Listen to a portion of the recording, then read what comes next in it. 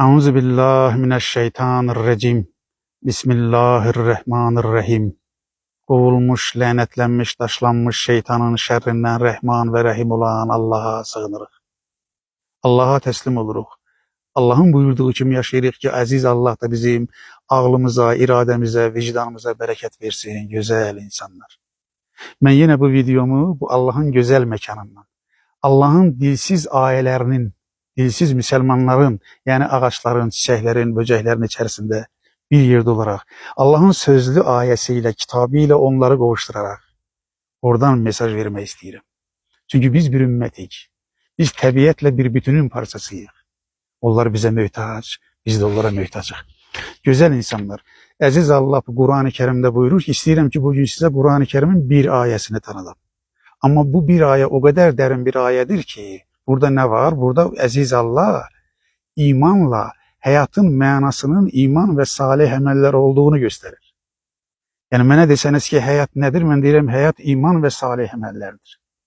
Allah burada imanla salih emelleri birleştirip, yani sadece iman edin demeyip, aynı zamanda o imanımızın göstericisi olan emellere de bizi yöneldi. Burada bize tekva nedir onu anladım. Müttaki kimdir onu anladım. İmanla salih emeli necə birleştireceksiniz? İmanınızın varlığını, yokluğunu təyin eden meseleler, işler, salih emeller hansılardır? Onları bir sahip güzel insanlar. Ben de istəyirəm ki Kur'an-ı Kerim'in size birce ayesini okuyan. O ayede Bekara suresinin 177. ayesidir güzel insanlar. Orada Uca Allah fikir verseniz, ayeni okuyandaki birbirine bağlayarak okusa, orada Uca Allah önce iman esaslarını sayır. Bakın dikkat edin. Kur'an-ı Kerim'de bu çok yerde gelir. İman edin ve salih emel. Mesela namaz kılın ve salih emel. İmanla salih emeli birleştirip Allah. Allah istiyor ki insan hem imanı güçlü olsun hem de imanına uygun salih emellere yüklensin. Ve bu insanın hilaskarı da budur. Yani insanı kim hilas edecek? Hilaskar sen özünsen ey insan değil. Senin imanın ve salih emellerin senin hilaskarındır. Ona göre ayede önce Uca Allah iman esaslarını sayır. Önce bir nedir onu izah ediyor. Bir, iki tane rığla. Bak deyir ki, buyurur ki, harda buyurur? Bekara suresinin 177. ayesinde. Uca Allah buyurur ki, Bismillah, gerçek bir, yani yaxşılık, erdem. Buradaki yaxşılık, erdem, yaxşılığın, erdemin içerisinde olan her şey. Yüzlerinizi şerge veya gərbe tərəfə çevirmek değildir. Bakın fikir verin. Gerçek iyilik, yani gerçek yaxşılık, gerçek erdem, gerçek fazilet, gerçek hayır sahibi olmak nedir? Allah önce dikkat edin orasına. İman esaslarını sayır. Deyir ki gerçek erdem budur ki önce insan Allah'a inanacak. La ilahe illallah. Allah'tan başka ilah yoktur. Tevhid inancı. 2. Ahirete inanacak. Ahiret dünyanın ruhudur. 2 dünyan olacak. Bismillah. Rabbena atina fid dünya hasene ve fil ahireti hasene. Rabbimiz bizim Rabbim bizim Rabbimiz bizim bu dünyamızda güzel yarat. Ahiretimizde güzel. Ya da Allah Resulü'nün buyurduğu gibi. Bu dünya ahiretin tarlasıdır. Ektiğinizi biçeceksiniz. Allah'a inanacaksınız. Bakın iman esaslarının sayırı. Ahiret gününe inanacaksınız. Sonra meleklere inanacaksınız. Sonra kitaba inanacaksınız. Allah'ın gönderdiği kitaba. Sonra elçilere, Resullara inanacaksınız. Bakın, birrin gerçek erdemin ilk esası imanını sabitleştirmektir. Doğru imanını doğru esaslar üzerine oturtmaktır, yerleştirmektir. Nedir o? Allah'a inanmak, ahirete inanmak, kitaplara inanmak, Resullara inanmak, meleklere inanmak. Bu imana uygun da indi. Bu imanın varlığının delillerini bundan sonra salih emel yönüne yönelecek. Sonra nedir? Gerçek bir, gerçek yaxşılık ve gerçek erdem. Bakın, Allah'ın rızasını kazanmak için. Bak ancak her Müslüman her işinde Allah'ın rızasını kazanmak isteyen adamdır. Allah'ın rızasını kazanarak yakınlara, bakın yakınlara, yetimlere, yoksullara, yolda kalmışlara, yardım isteyenlere ve kölelere sevdiği maldan harçlamesidir. Bizim yukarıda Allah önce imanın esaslarını saydı, sonra bize diyor ki bak imanınızın olduğunun alametleri de budur. Nedir? Sevdiğiniz maldan, onu sevmeyenize bakmayarak. Çünkü insanlar adeten kazançlarından kaçırmaya çetinlik çekirler.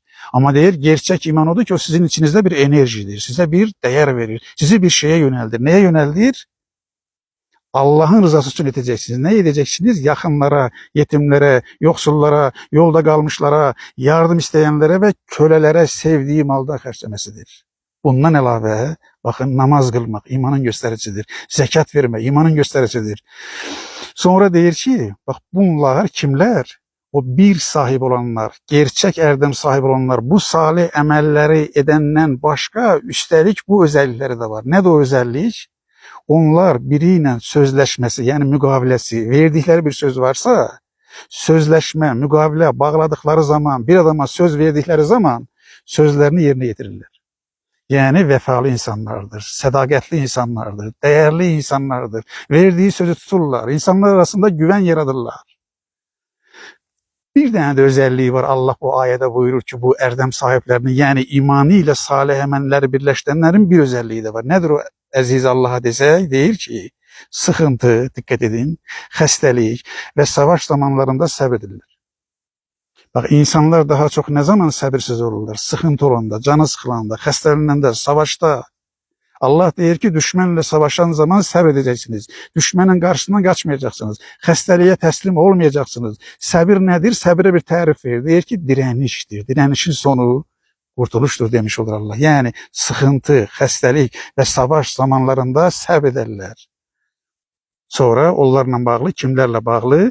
Gerçək bir sahib olanlar, yəni Allahın qoyduğu iman əsaslarını qəlbinə yerləşdirir, sonra saydığı bir-bir o gözəl, xeyirli, bərəkətli işləri görür, sonra səbir edir, dirənir. Bax, Allah buyurur ki, doğru olanlar, yəni doğru yol olanlar, bax bunlardır. Doğru yolda olanlar, Allahın dediği, buyurduğu yolda olması lazım olan insanlar, bax bunlardır. Bu iki şeyi özündə birləşdirənlərdir. Müttəqilər, yəni məsuliyyət şuuru olanlar da bax bunlardır. Bakın bize ne deyir? Məsuliyyət şuuru olanlar. Kimə qarşı məsuliyyət şuuru? Bir, Allah'a qarşı. Mümin Allah'a qarşı məsuliyyət şuuru olan insandır. Allah'a qarşı məsuliyyət şuuru nedir? Allah'ın buyurduğuna inanmaq və yaşamaq.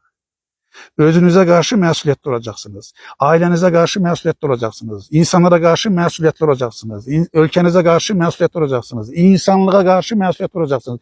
Allah'ın bu çəkdiyimiz bu dilsiz ayələrinə karşı ağaçlara, çiçeklere, böceklere karşı məsuliyyətli olacaqsınız.